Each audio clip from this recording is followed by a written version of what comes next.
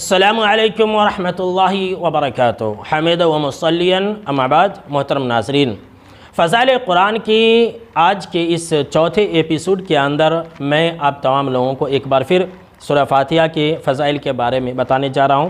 اور یہ جو حدیث ہے، اس حدیث کے اندر اس بات کا ذکر ہے کہ سورہ فاتحہ قرآن مجید کی سب سے عظیم سورہ ہے۔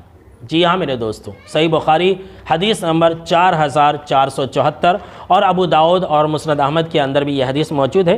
اس حدیث کے راوی ابو سعید بن معلا رضی اللہ تعالیٰ عنہ بیان کرتے ہیں کہ ایک دن وہ مسجد کے اندر نماز پڑھ رہے تھے کہ دوران نماز ہی آپ صلی اللہ تعالیٰ علیہ وسلم نے انہیں بلایا کہ ادھر آ جاؤ، لیکن یہ آپ صلی اللہ تعالیٰ علیہ وسلم کے بلانے پر نہیں گئے۔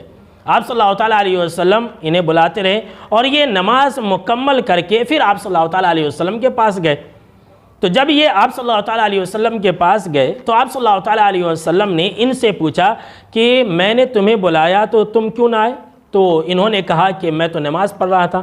تب آپ صلی اللہ تعالیٰ علیہ وسلم نے کہا کہ کیا تم نے اللہ رب العالمین کا یہ فرمان نہیں سنا کہ یا ایھا الذین آمنوا استجیبوا للہ وللرسول اذا دعاکم، کہ اے ایمان والو، جب اللہ اور اس کے رسول صلی اللہ تعالیٰ علیہ وسلم تمہیں بلائے تو فوراً تم جایا کرو۔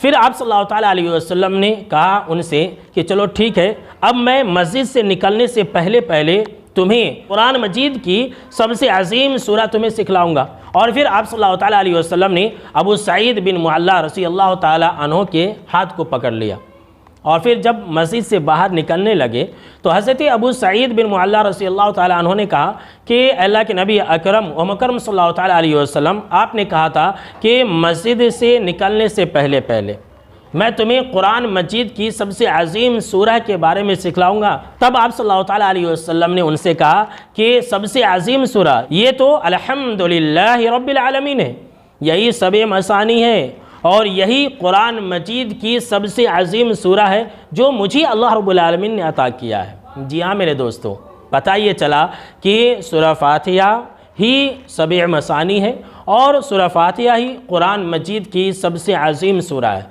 اور میرے دوستو محترم ناظرین، اس حدیث کے اندر آپ صلی اللہ تعالیٰ علیہ وسلم نے یہ کہا کہ یہی سبع مثانی ہے اور یہی القرآن العظیم ہے۔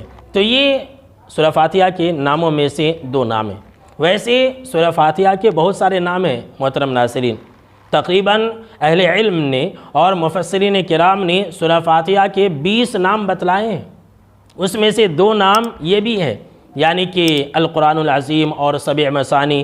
اسی طرح سے سورہ فاتحہ کے ایک نام الصلاۃ ہے، جو میں نے اس سے پہلے آپ کو بتلایا تھا۔ اسی طرح سے سورہ الفاتحہ کا ایک نام سورہ الکافیہ ہے۔ اس کا مطلب کیا جانتے ہیں؟